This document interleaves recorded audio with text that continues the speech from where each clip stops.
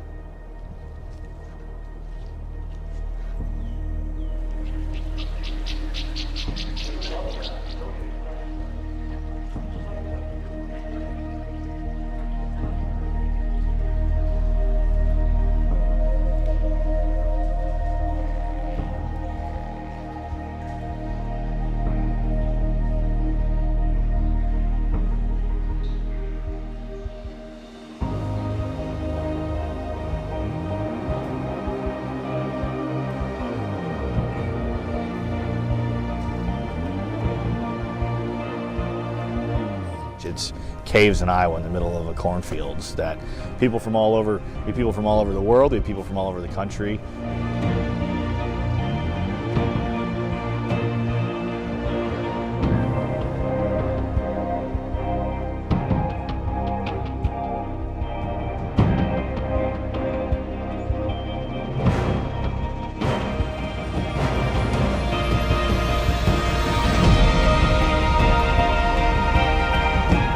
I mean, it's a madhouse. There's people all over the place. The parking lots are all full.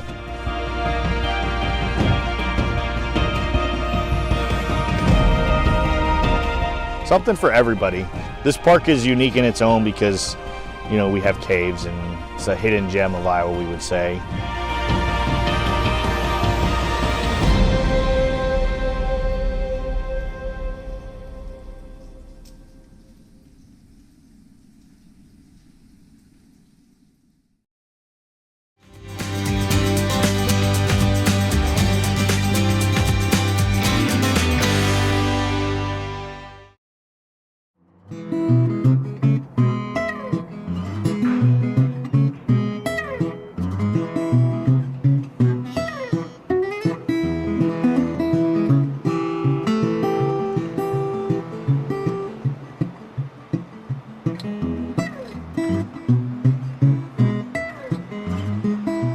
They come from all over, from Florida to from New York to the East Coast to the West Coast to the Midwest. I mean, we've had coaches from all over.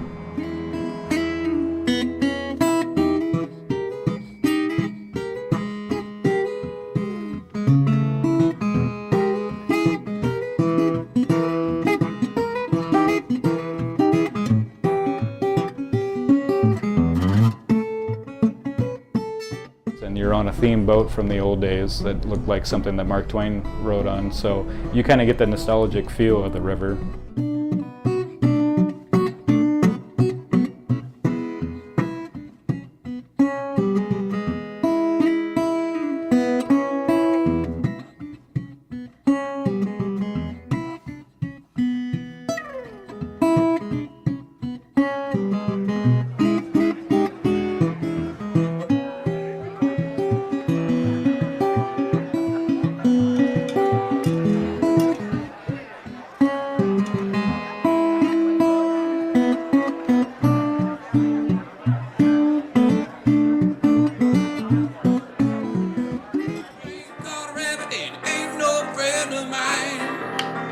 Yeah, they said you were high class.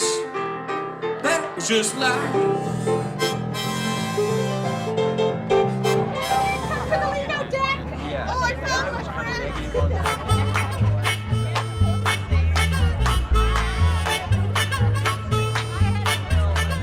We cruise rain or shine, and so you're inside on the dining decks for the meals and the entertainment. Otherwise, if it's nice and sunny and beautiful, then you can just go up to the top decks and enjoy the cruise and enjoy the scenery.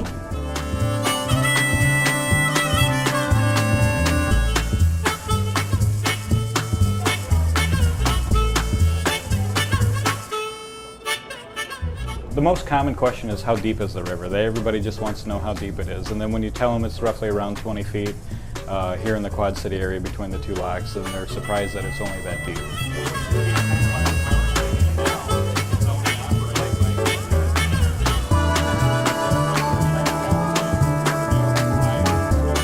You do not have a better view than anywhere than on the Celebration Bow.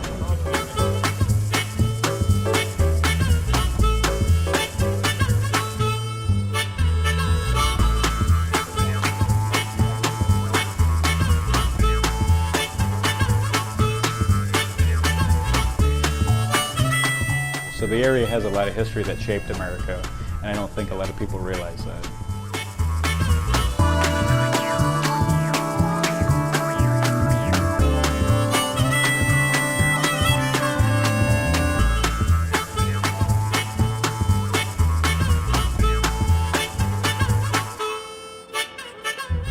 I mean, if you haven't seen it, again, the best way that you can see the new bridge is on the Celebration Bell on the top decks.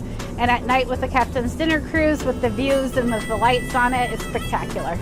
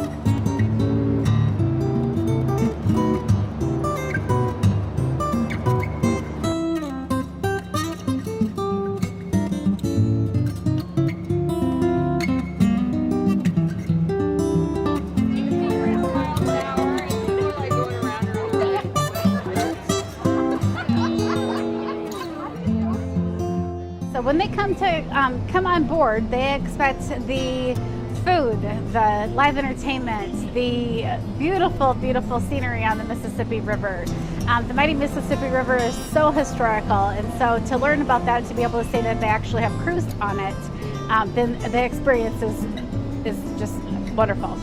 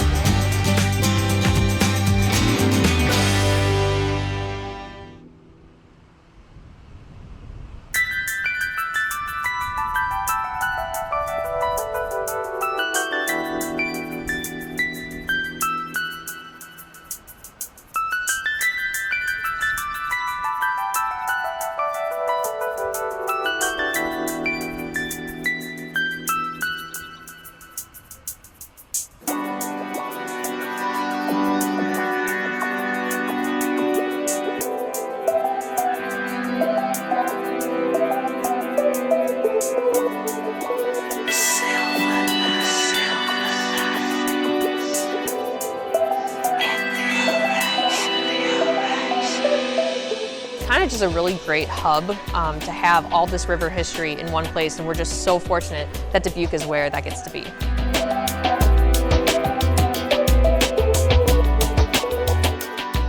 On our 14-acre campus, we offer 2 buildings. So one is considered the freshwater building, which is the one with the iconic paddle wheel. The other building is our saltwater building that has more of our oceanic animals.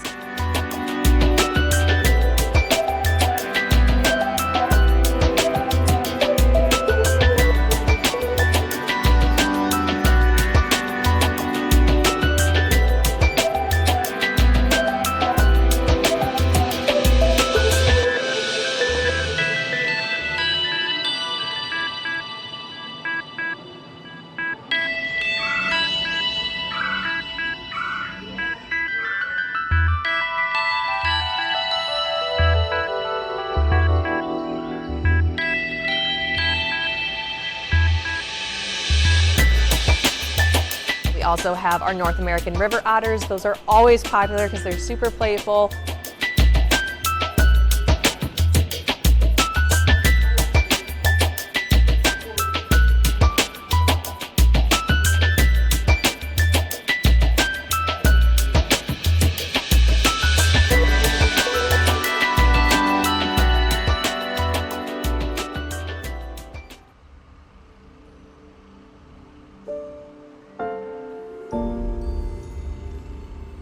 So that exhibit features 12 new aquariums, 100 species. It's absolutely stunning and one that you definitely want to add to your list.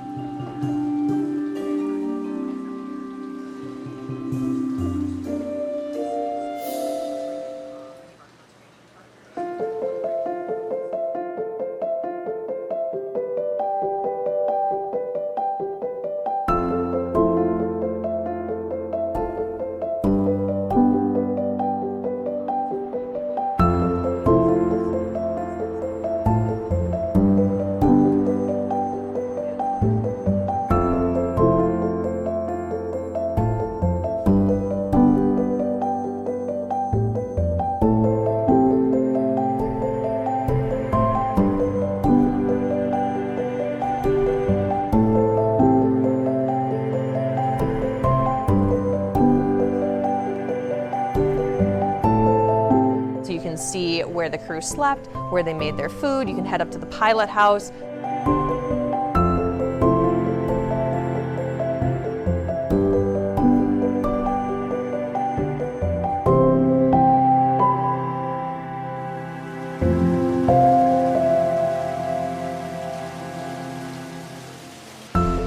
But even adults come and you see the amazing smiles, the wonder on their faces. They even learn something new when they come here. So truly, something for all ages, and it's a really great experience. Something is going to be different when you come to the museum. We're either going to have a new animal or we're going to have a new exhibit, always something to explore. So we always say, make sure you come back more than once.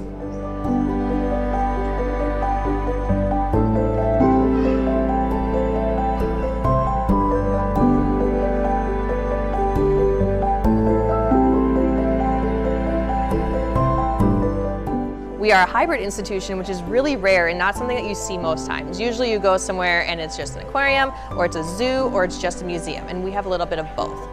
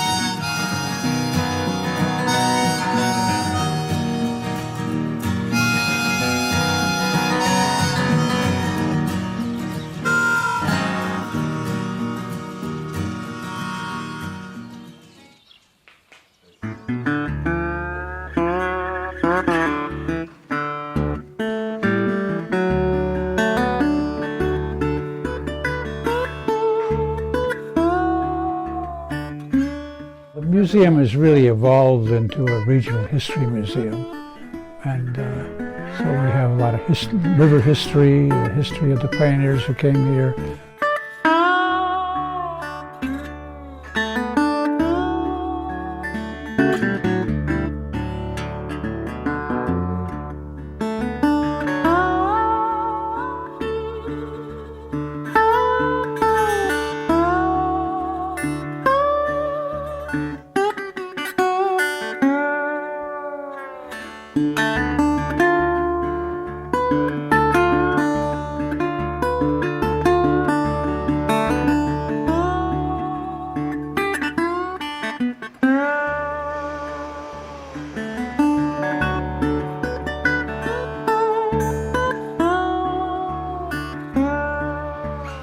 One we have now was built in 1890, ran till 1967 for 77 years, which is by far a record for a wooden-hulled steamboat of any kind.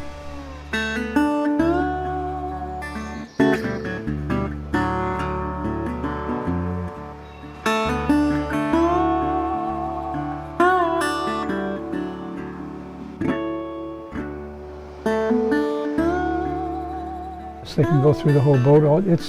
All the machinery is still on it. It's just pretty much like it was when they brought it here in 1968.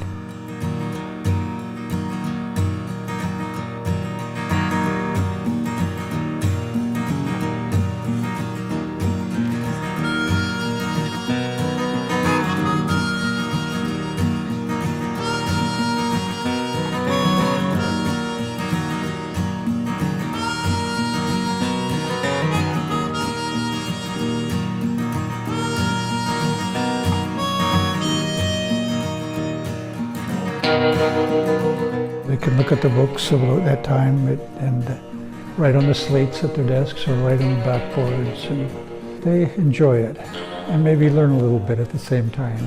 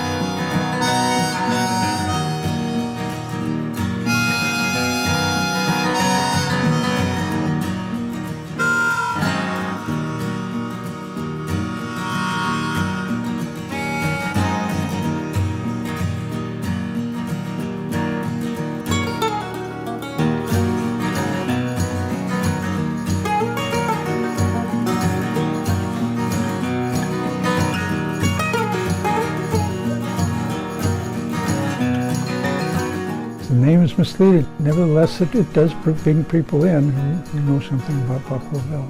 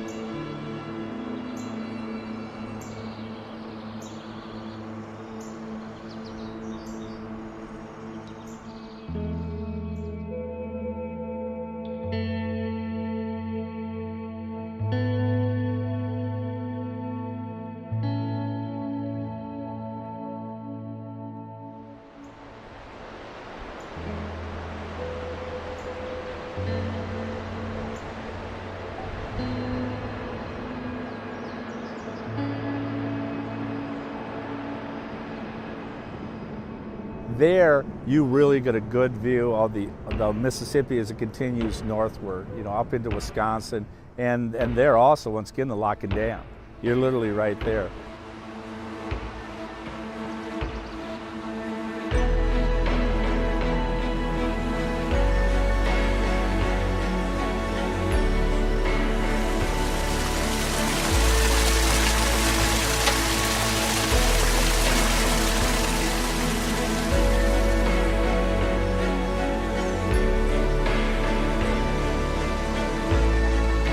It's just absolutely amazing. But everything that's created up there is just gorgeous, and it's very much a you know, a park that we're very proud of.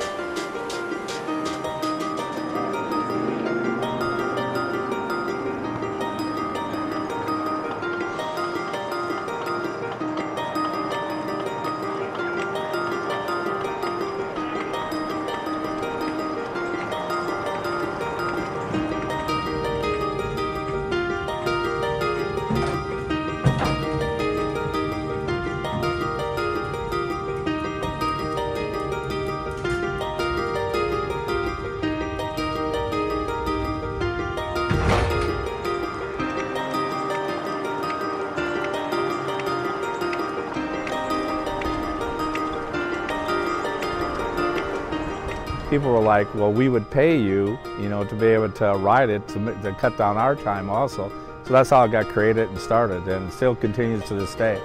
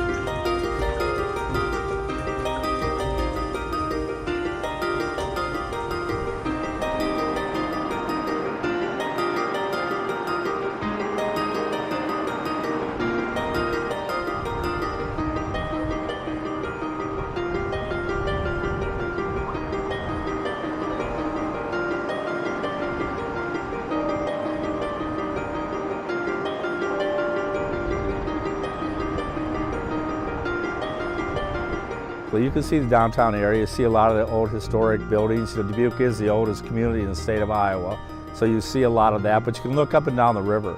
You know, you had that absolutely beautiful, you know, majestic scenery that we enjoy here. And looking into Illinois, looking into Wisconsin, it's just it's absolutely amazing.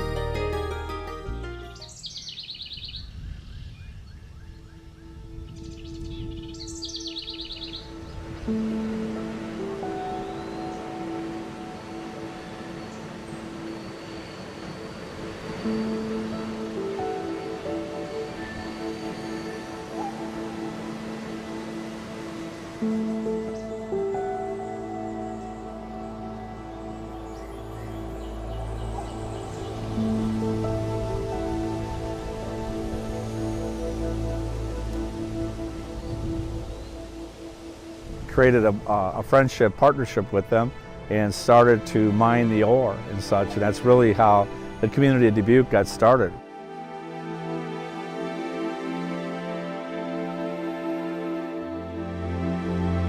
At that time, this area was owned by Spain. In order for him to get a license to mine, he applied to the Spanish governor in New Orleans, and that's why he called it Mines of Spain.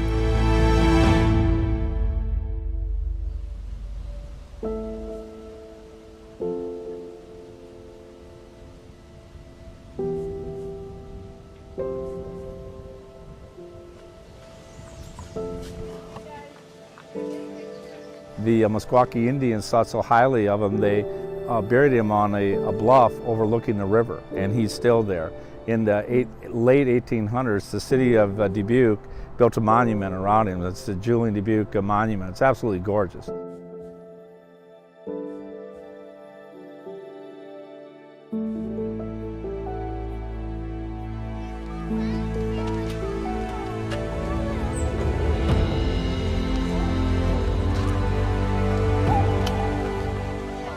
You know, the wildlife, the luscious, all the trees and hillsides and that. So it would be pretty close, but you know, not quite the same.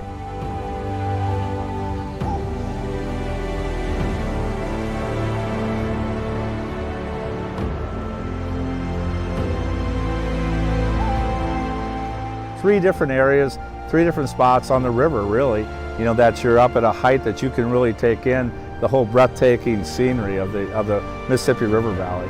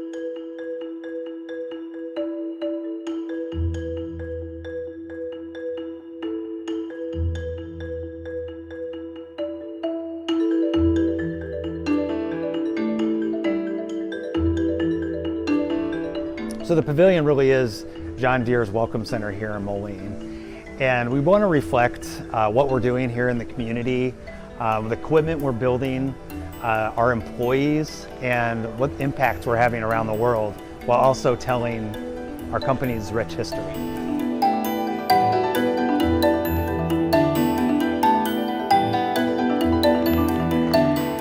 When you walk in the front doors, you can't miss it, and people are quite shocked at the size of it when they do walk in.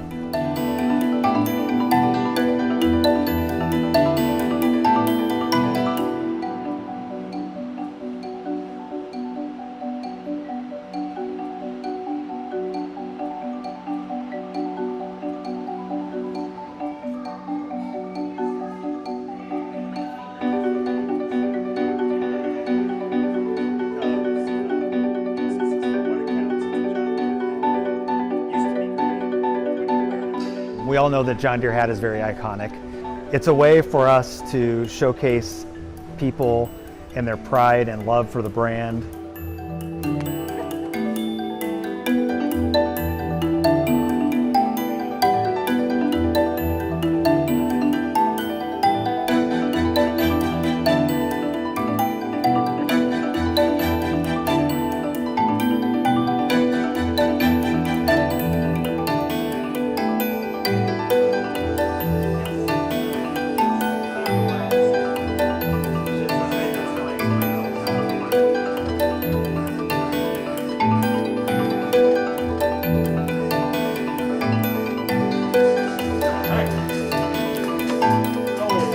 Basically, you're being the sprayer and you're stomping on the weeds as you go through the crops. And hint, you're probably not going to win because the other side is the John Deere sprayer spraying the weeds.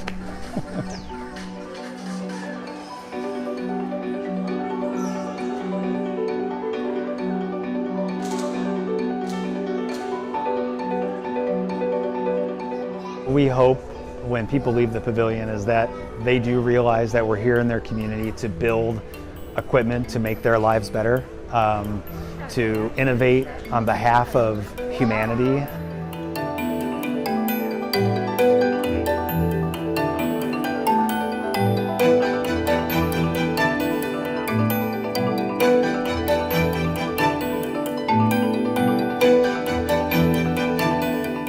You can go down to the pavilion and learn about company history. But people also want to see that personal side. And so they come here to learn about the family history.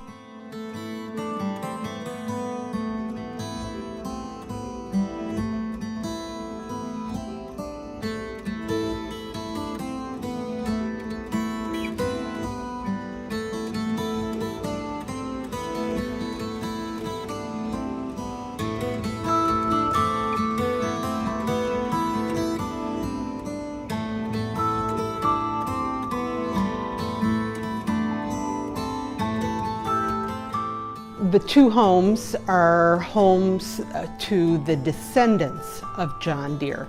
John Deere did not live here. He would have visited here. He was still alive when this house was built.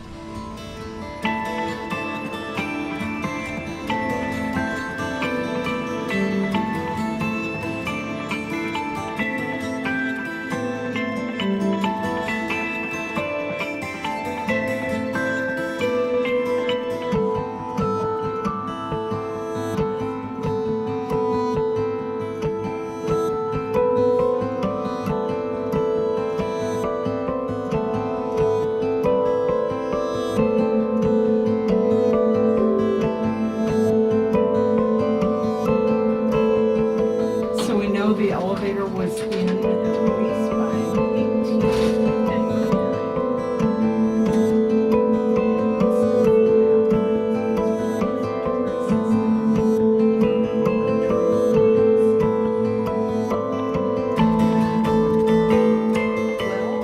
The company was built on invention, and so he was willing to try new inventions even in his own house.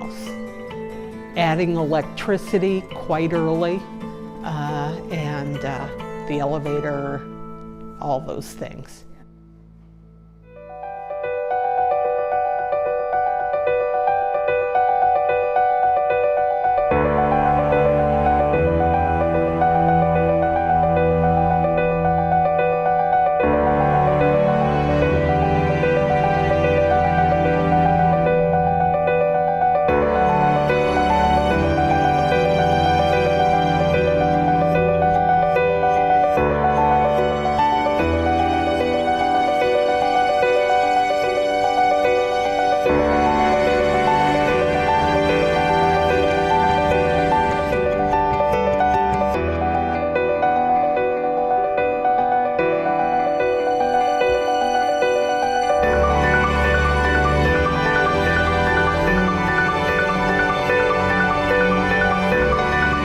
Butterworth then had an architect design the room to fit the size and shape of the painting.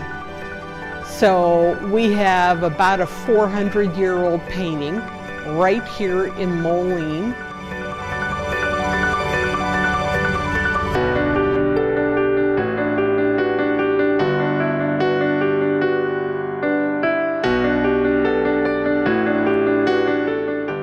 I think it's the best room in the Midwest. It's just a spectacular room.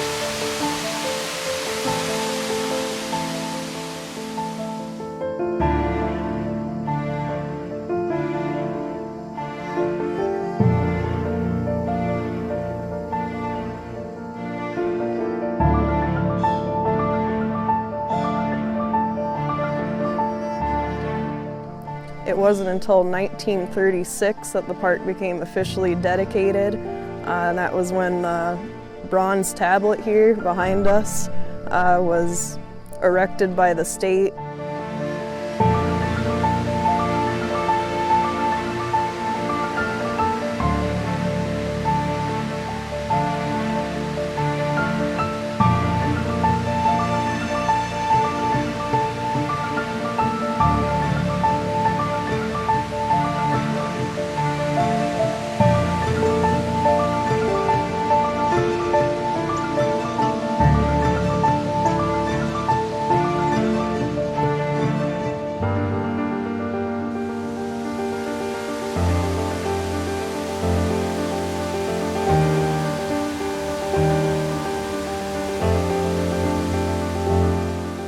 Without the state's intervention, the grist mill wouldn't be standing today, so it was a good time for the state to intervene before the grist mill became too far in disrepair.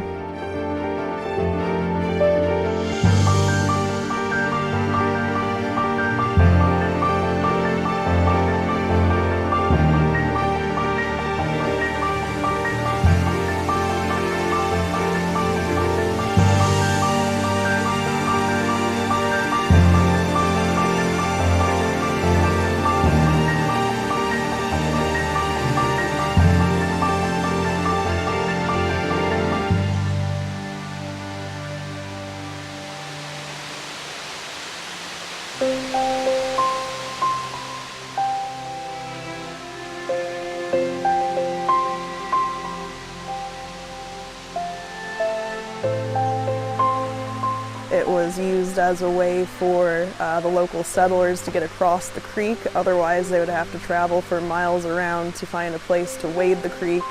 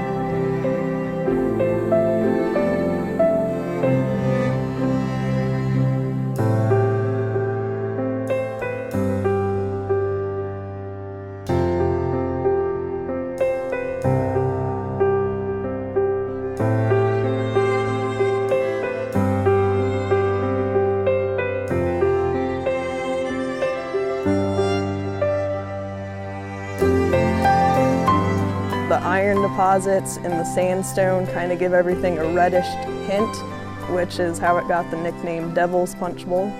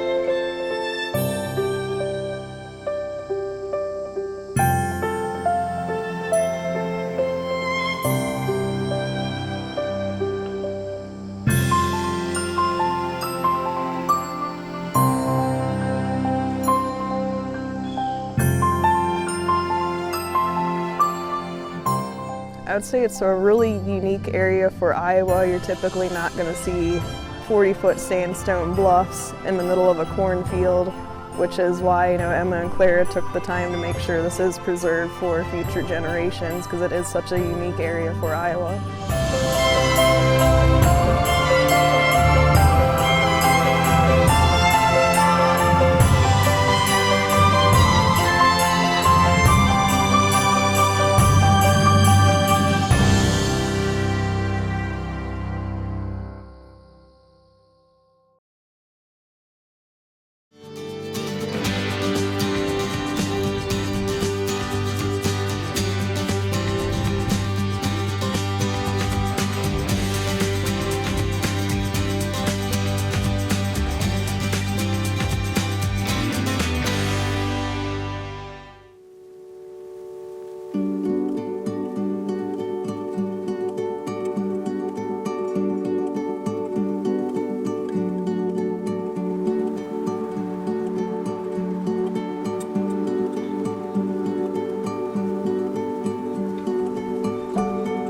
I think it's just a charming historic downtown with a beautiful riverfront and a slower pace of life.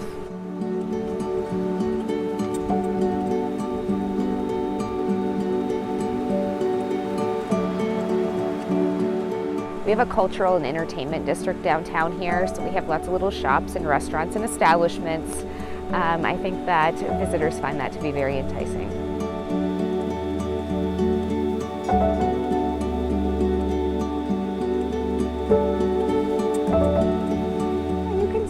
River and the bluffs, especially the leaves changing this time of year. There's some festive displays downtown. If you're into hiking, there's tons of hiking to do up at Pikes Peak.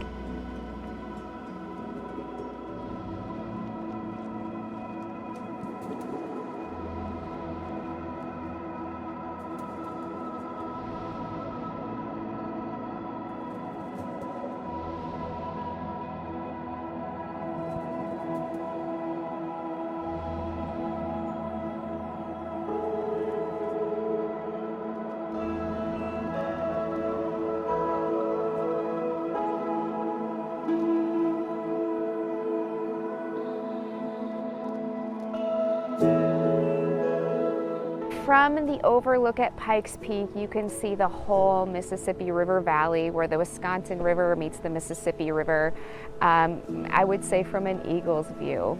So it is an incredible view.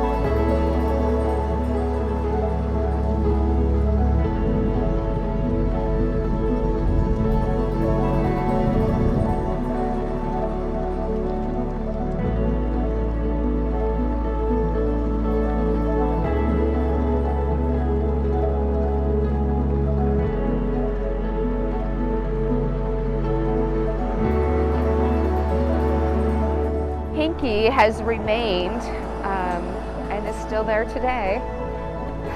Although the original hotel and restaurant are no longer there.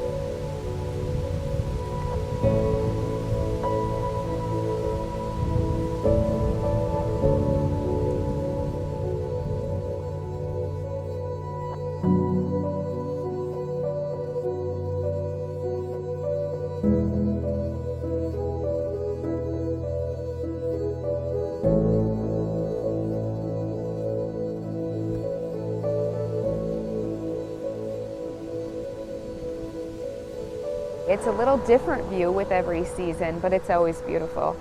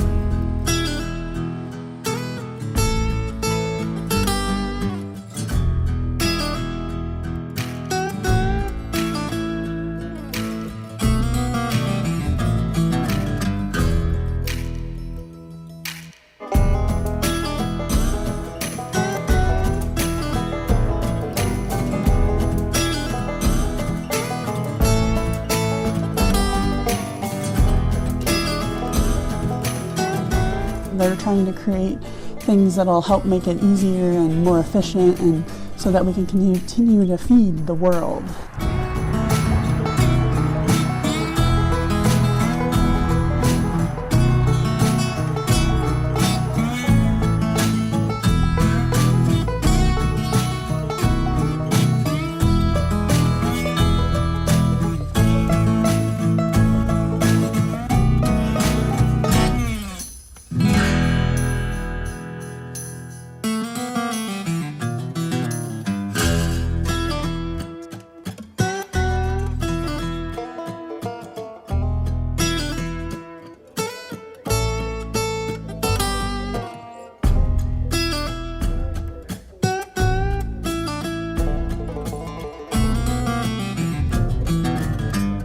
We have some very early, like 1900s, some of the old wood-pressed lithograph farm toys. So those are quite rare.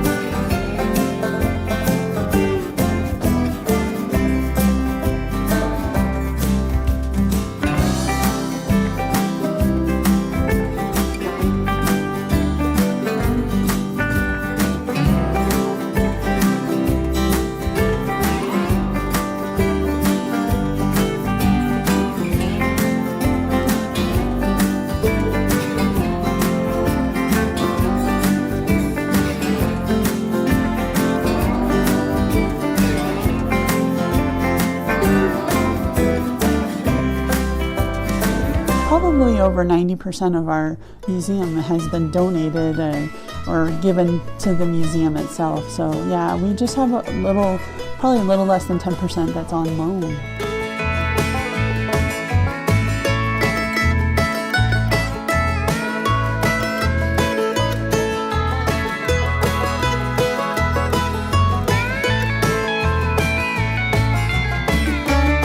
Farm toy collecting is all about those connections, those people and their memories, and it's really an awesome hobby. It's almost like family reunions when we get together.